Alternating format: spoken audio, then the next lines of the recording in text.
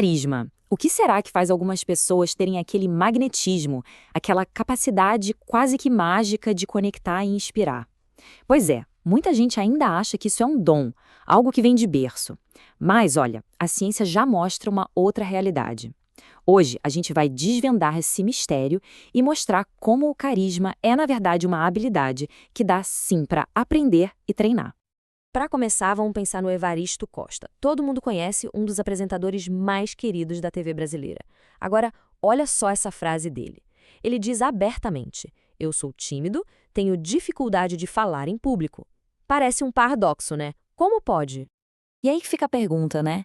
Como é que uma pessoa que se descreve como tímida consegue se transformar num comunicador tão influente, tão carismático? A resposta para essa pergunta, na verdade, desafia tudo que a gente pensava que sabia sobre carisma. E aqui está a grande virada de chave. Sabe aquela ideia de que carisma é um dom divino, algo que ou se tem ou não se tem? Então, isso é um mito. A realidade que vários estudos já comprovaram é que carisma é um conjunto de comportamentos. E o melhor, são comportamentos que podem ser aprendidos, praticados, aprimorados. Não tem mágica, tem técnica.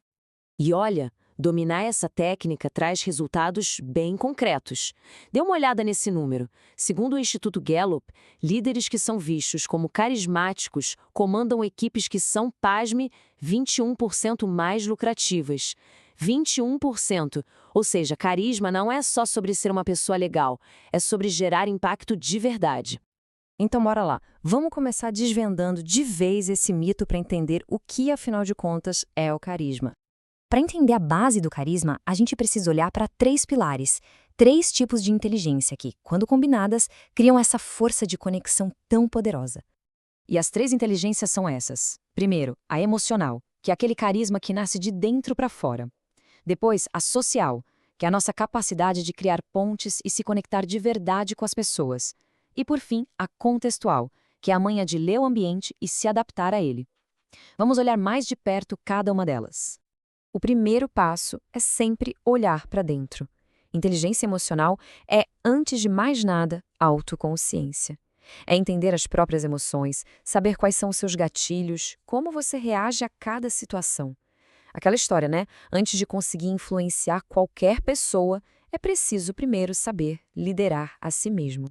Ok, com o autoconhecimento em dia, o carisma começa a ir para fora. É aí que entra a inteligência social. Ela é a ponte até o outro. É sobre criar conexões que são genuínas, fazer com que as pessoas se sintam realmente vistas, ouvidas, valorizadas. É a tal da escutativa, da empatia em ação, mas sem nunca deixar de ser quem se é. E para fechar esse trio, vem a inteligência contextual. É aquela habilidade de ler a sala, sabe? De perceber o clima, de sacar os sinais que não são ditos e de ajustar a comunicação para aquele momento específico. E aqui tem um pulo do gato. Se adaptar não significa ser falso. Significa ser estratégico, ser sensível. Beleza, essa é a teoria. Mas e na prática? Como é que a gente transforma tudo isso em ação no dia a dia? Bom, agora a gente vai abrir um verdadeiro kit de ferramentas para desenvolver o carisma. Vamos imaginar uma situação que, nossa, dá um frio na barriga em muita gente. Ter que dar um feedback difícil para alguém. Como usar essas inteligências para transformar o que poderia ser uma conversa tensa em algo construtivo? Para isso, tem uma técnica fantástica chamada DSC. É um método de 4 passos, bem simples, mas muito poderosos. Primeiro, você descreve a situação sem julgamentos. Segundo, expressa como aquela ação impactou as coisas. Terceiro, sugere algumas alternativas. E quarto, convida a pessoa para encontrarem uma solução juntos. E olha só como isso funciona na prática. Em vez de acusar, a abordagem começa descrevendo. Na reunião de hoje cedo, quando a interrupção aconteceu, depois expressa o impacto. Isso pode ter gerado um certo desconforto. Aí vem a sugestão. Uma alternativa talvez fosse anotar os pontos para falar depois e, para fechar, o convite. O que você acha? Percebe? A abordagem muda completamente o clima da conversa. Então, o ponto crucial aqui é que o carisma vai muito além das palavras que saem da boca. Ele está, e muito, na capacidade de percepção. Antes de falar, é preciso observar. E para ajudar nisso, olha só esse checklist prático para ler qualquer ambiente. Primeiro, os sinais verbais. O que está sendo dito, claro, mas e o que não está sendo dito? Depois, os sinais não verbais. Como está a linguagem corporal? Tem contato visual? A pessoa está de braços cruzados? E, por fim, o ambiente. Como está o clima geral? Está tenso? Está mais relaxado? Escanear essas 3 dimensões dá uma vantagem enorme. Agora, para amarrar tudo isso, vamos a um guia final.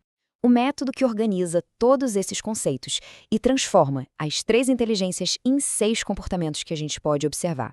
É o Framework Prisma. Prisma é um acrônimo para 6 componentes-chave. P, de presença. É estar ali de corpo e alma. R, de relacionamento. É ir além da interação superficial. É criar uma ponte real. I, de influência. É fazer com que as ideias fiquem, que deixem uma marca. S, de skill social ou habilidade social. É a capacidade de se adaptar com o jogo de cintura. M, de mindset, a mentalidade, o que se acredita sobre si mesmo. E para fechar, A, de autenticidade. É ser de verdade, sem máscaras. Esse é o mapa completo do carisma.